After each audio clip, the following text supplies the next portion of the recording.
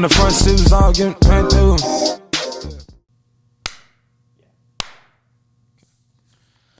Welcome back to another episode of Lyons Den. And today I'm honored to have a special guest, a good friend of mine, a basketball knower like myself, Joseph Lupo. I'm glad to be here. Very glad to have you on the show. Thank you for having me on today. So yeah, before the show, it was either between college basketball or NBA, but college basketball, just there's not a lot to talk about right now, you know. Gotta wait. So we're gonna go. We'll do an episode in March for sure. I'll come back. We're gonna both definitely do an episode. But today we have the NBA, and for sure. Right now we're gonna go through our usual. We'll do our standings, performances, highlights of the weekend, and then we're gonna dive into the section we have with Joseph, where we talk about the talking points that are going around in the NBA right now. So first off, I'm going to go through the Eastern Conference standings. Not much changes here. We got the Cavs in first, followed by the Celtics, Magic, Knicks, Pistons in fifth, Pacers, Hawks, Heat, Hornets in ninth, Nets at 10th, Bulls 11, Bucks 12, Wizards, Sixers, and the Raptors are last. Western Conference, we got the Warriors that are first, just led by one man, Steph Curry. Thunder at second, Rockets, Lakers, Suns, Nuggets, Timberwolves, Grizzlies at 8, Kings, Mavs, Clippers, Spurs, Blazers, Pelicans, and Jazz in last place. Highlights of the weekend. Jason Tatum walks off the game for the Celtics against the Raptors. They win 126-123. Julius Randle hits a walk-off three-pointer versus the Suns in a thriller of a game last night. Cavs moved to, I think, 15-0. That was a mistake on my part. They beat I forget who they beat. I think it was the Nets. I don't know. The game was last night. Brunson hit a game-winning three versus Brooklyn. It was a corner three and in the NBA Cup game, which never fails to disappoint for NBA fans. The Hornets beat the Bucks 115-114. What a great game that was. LaMelo Ball playing some of the best basketball of his life right now. Now, this is one of the best two-game stretches I've ever seen. Oh, absolutely. That is De'Aaron Fox had it up 109 points in 24 hours, back-to-back games. That is absurd. He had 60 points, 7 assists, shooting 22 from 35 in their loss versus Sacramento. 60 points, yes. And the next night, he dropped 49 points and 9 assists in their 4-point win against Utah. Cam Thomas, he's very inconsistent, but he's a hell of a player to watch. He either puts up 45 or like 2. There's no in between. There's no in between. And sometimes he's inefficient, but the other night, 43 points, 16 for 22 shooting in their loss versus the Knicks. R.J. Barrett, a little triple-double. He actually had 15 assists in that game in their 3-point loss versus Boston. Jakob Poeltl, surprisingly, had 35 points and 12 rebounds, 16 for 19 shooting. I don't think I've ever seen Jakob Poeltl score that much in an NBA game. Maybe in 2K. Devin Booker, 44 points and 7 assists in their loss versus Minnesota last night. All right, now we got to the fun stuff. We get to we're gonna have some discourse here and some different topics that we have. So first off, is Jared McCain the best rookie in the league? We're big Sixer fans, right? So obviously we want to say. And may I add, I'm a huge Duke fan as well. You are a Duke fan. So. We do have to, a part of me wants to be so biased and say Jared McCain is the best rookie in the league, and he is top 3 in the league. But Edie and Jalen Wells for Memphis have been playing well. They've been playing well. But I want to say McCain is definitely top 3. It's hard to make that. I really want to disagree with you. I really think Jared McCain is the best rookie in the league. I don't think it's close because, okay, look, his stats are great. Yeah, he has most points in the league. Hasn't missed a free throw, which is one of the most impressive stats so far. But it's not just about the stats. I've watched every Sixers game, sadly, so far. If you watch these games, he doesn't remind me. He kind of reminds me of Maxey. But the way he's so smart, his basketball IQ, the way he moves off the ball reminds me of Steph Curry. Everyone else, some people have the same opinion. Mm-hmm. If you watch that play against the Magic where he drives in, passes it to Paul George he jumps up for the shot, passes it to Paul George, moves to the perimeter, gets the ball back and drains a 3. Oh, that's great movement. Absolutely. That reminds me of Steph Curry, and I don't think another rookie comes close to Jared McCain right now. He is the best player on the 76ers as a 19, 20-year-old. I don't think anyone else is playing. I think he's playing some of the best basketball in his life right now, and I'm very excited to see what. I might just be pessimistic, thinking that the Sixers have a bright spot right now as they're 2-10. That's the only bright spot, though. Yeah. But But do you think they start McCain and Maxey backcourt? Oh, they have to. They have to. Yeah, I feel like they have to, but we'll see how they do defensively because both of them are very undersized for their positions. Yeah. Are the Cleveland Cavaliers legit? Let me jump into some stats so far. All right, hit me. 15-0.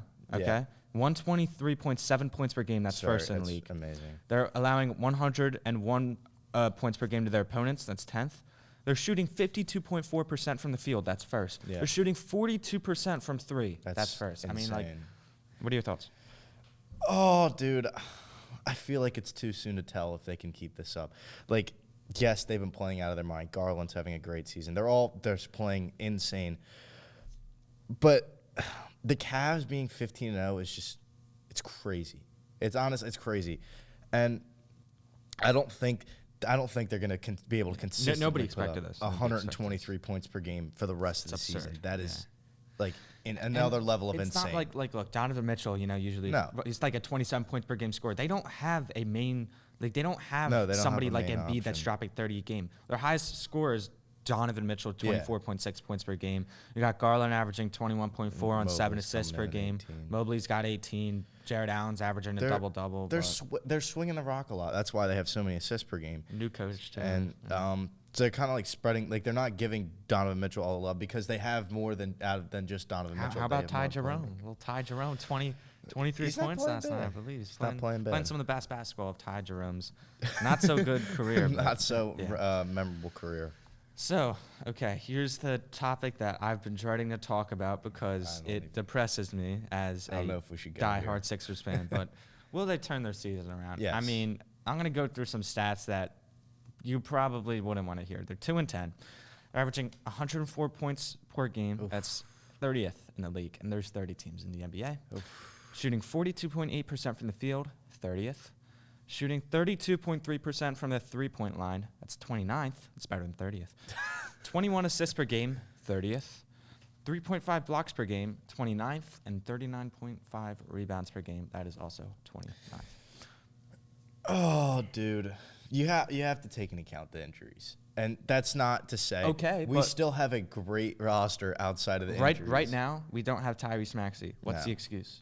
It's one There's player. No excuse. We signed Paul George, $50 million, and Embiid's supposed to be the best player in the world. I mean, and you have to. I mean, obviously Embiid's been been a little shaken up with the incident where he got suspended, talking about his unfortunate incident. But that's not an excuse as to why the Sixers should be 2-10. They're going to figure it out. They're going to turn it around. I wholeheartedly believe they'll turn it around. I do, but I also think it's too late to go for that top 3 seed. I think right now we're playing. Oh, no, absolutely not. They're not top 3 seeds out of the question. We dug ourselves in too big of a hole because the organization doesn't care about their fans or their team.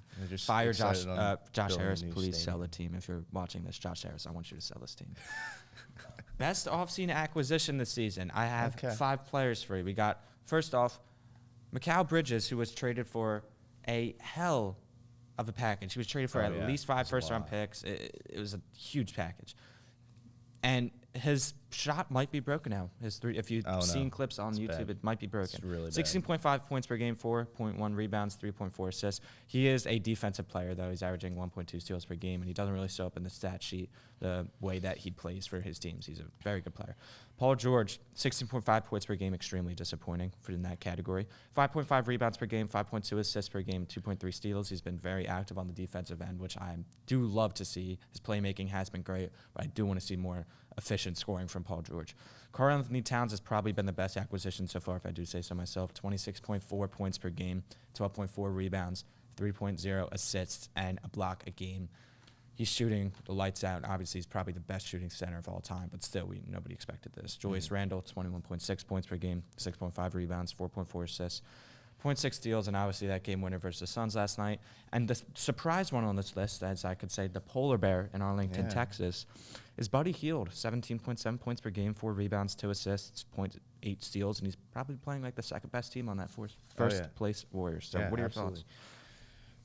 Mikal Bridges, they gave up way too much. I understand Mikal Bridges is a great player, but the close to 5 first-round picks is insane for any. Like, it's not even like he's a top 10 player. I think he's maybe the top 45 player in the NBA. Yeah, it's absolutely insane. And he'd probably be 45. But look, I loved Mikal Bridges when he was first on the Nets because he's just hard not to like.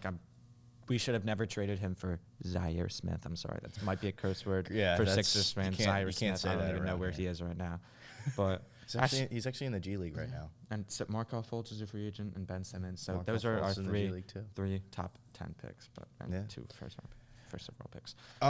Paul George's been disappointing, but I gotta give him time. I think he'll turn it around. And when you watch him, you know he's a superstar just the way he plays. Absolutely. If you probably have been watching, I don't blame you. I want to talk about Cat last. Julius Randle. I really don't like Julius Randle that much. These are just Julius Randle stats, right? Yeah. Julius Randle. He's just like Julius Randle. Yeah, I don't like Julius Randle that much. Nobody's ever scared to play Julius Randle. I'm not but like he's also like a kind of a star. Yeah, like he's been playing great, but it's Julius Randle. Buddy Hield, very surprising, but he's been lighting it up for the Warriors. And I know Curry's dealing with an injury right now, so it's gonna be interesting to see what he does tonight. Yeah, we'll see.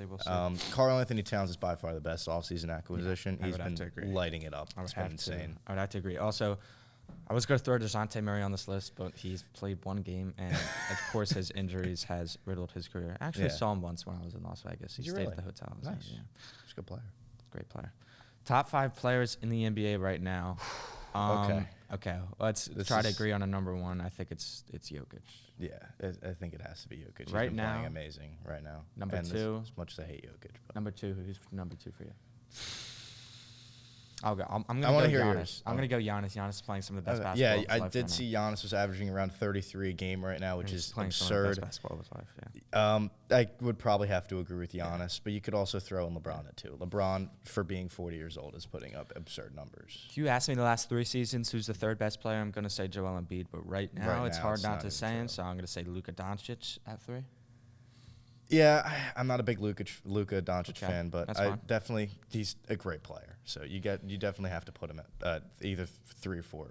He's not top 2, but 3, 4, or 5 is a good place for him. Number 4, I'm gonna go Joel Embiid because I truly think when he's healthy, I mean, this is nobody's guarding him. I really believe. Yeah, I am very, very pro Embiid to this team. I know a lot of the city is not anymore, but I still think he's. No, we still love Embiid as Sixers fans, but some of us, but him only playing half the time is very concerning. Yeah. So that's why I have to stick him at 5 for now.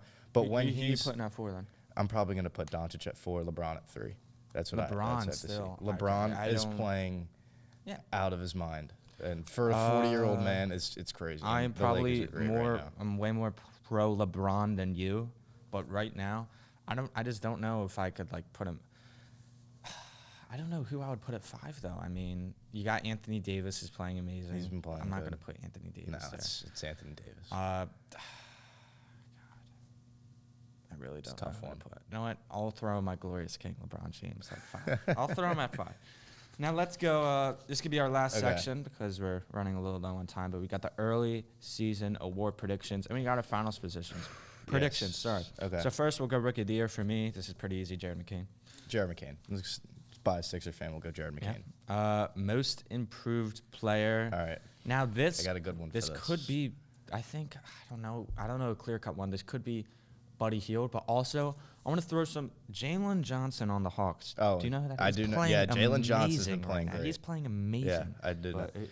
So either one of those two. You can flip them between most improved and defensive player of the year, but Dyson Daniels that was my defensive player of the year. Has been going insane. If he improves scoring, I think Dyson Daniels could be most improved. But right now he stays defensive player of the year. That's my defensive player of the year. Absolutely insane. I don't think his scoring level is good enough to be the most improved player. I know he struggled. He was a lottery pick. Struggled with the Pelicans' first 2 years. That's why I'm saying if he improves his scoring, he's going to win both. He was traded in the DeJounte Murray deal, but I mean. He's just right now. That's in the Hawks' favor basketball of his life so far, but DeJounte Murray hasn't played. So, Coach of the Year. It's killing me why I forget the name of the Cavs coach, but I promise you, the guy's name. When I edit this, I will put it. Sorry for that little technical difficulty, but we're going to Coach of the Year. Once I find the name of this Cavs coach, I will edit it in. I really forget it. I was doing some research. Yeah, we will. But he's definitely the coach of the year right now. You could probably go for that because they're 15-0. Yeah. But 6th man of the year. I feel like you can just throw Jordan Clarkson every year. Yeah, I mean, he's You just- been playing just great throw again Jordan this Clarkson year. every single year. I don't know. Yeah, honestly, I don't it's not a do big. my research on the I six. don't really care about the sixth man of the year.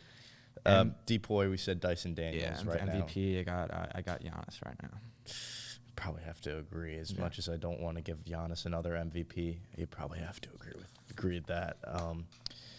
East winners, I have the Boston Celtics led by the psychopath Joe Mazzulla. What an odd guy he is, but he's very funny. I hate the Celtics. Yeah, the Celtics are Honestly, just too good. I mean, I'm gonna say the Cavs are gonna win the East. No. I think I'm gonna keep it up. I mean, I'm gonna look, say the Cavs are gonna win the Celtics' East. worst player in their starting lineup is Derek White, which hate Derek White is so a much. top 40 player in Yeah, the NBA. So he is that a top 4. I really don't like If you Derek have White. that though. 5 top 40 players in the NBA, it's hard not really to win the finals. In the West, I Right. got Probably could make a safe bet and go with the Thunder. Could have a very real chance at winning the West because they're looking great right now.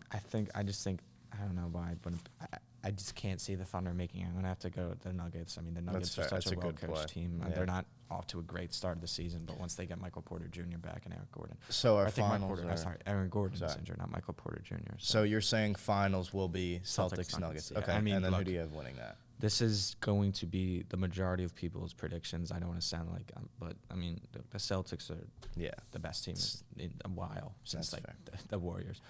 Finals winner, it's going to be the Celtics again, probably. I mean, I don't That's see how this team a doesn't great win the finals. Yeah. I mean, I can't like argue that because of how scary they are personally, especially if when we're in their division. It's something, but I really don't want them to win the finals. I hate the Celtics with a passion. I hate the Celtics more than I hate the Lakers, and it's just so for that reason I don't have them. That's why I don't want them winning the East, but they're going to win. Yeah, it's going to happen. Okay. So he has a different Eastern Conference prediction than he does the finals win, but never seen that before. But it's me not wanting that. we did get a little carried away, so we're going to have to wrap this up. But thank you guys again for our second episode of Lyons Den, and we will see everyone next Monday for a guest not to be named yet. So thank you.